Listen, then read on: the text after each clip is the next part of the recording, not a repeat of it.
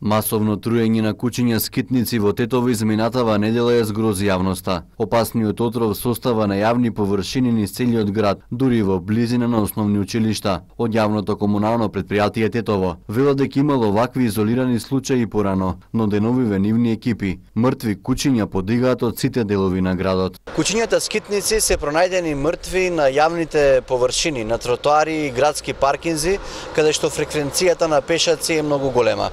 Од јавното комунално претпријатие Тетово велат дека по дојава на граѓани веднаш ги отстраниле овие бездомни животни.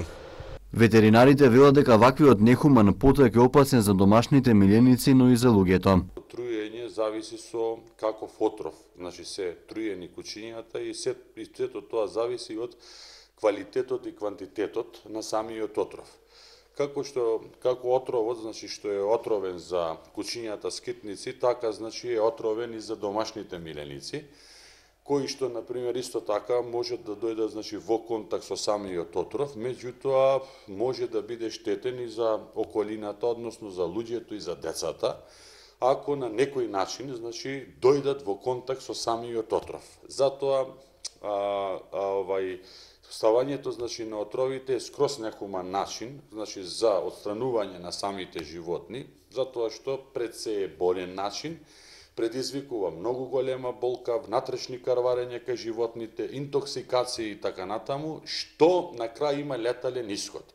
Меѓутоа сето ова што го кажав, значи кое што важи за животните, истото важи значи и за луѓето, односно може и за децата, и да речеме и за некои повозрасни значи луѓе ако дојдат во контакт со самиот отров. Од групата бездомни животни Тетово велат дека се згрозени од масовното труење. За дел од сега усмртените кучиња чија бројка достигнува и до 30 воделе грижа, но неделава ги пронашле мртви на јавните површини. Се сомневаат дека труењето е однапред организирано, затоа што отров има фрлено низ целиот град. И тетовци со остра осуда за масовното труење бараат проблемот со кучињата скитници да се реши на хуман и цивилизиран начин. Не би го одобрил тоа труење, сепак и тие носат душа, животните треба да се заштита.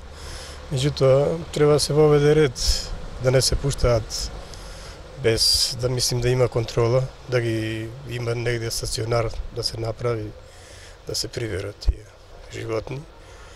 Иначе има проблем со кучињата во сите градови во Македонија и треба да се заштита највише ради старите луѓе и децата. Ужас е нешто со кучиња во скитница. Соодветните органи мора да наоѓат решение соодветно и во согласност со законите на Република Македонија. А решение мора да падне.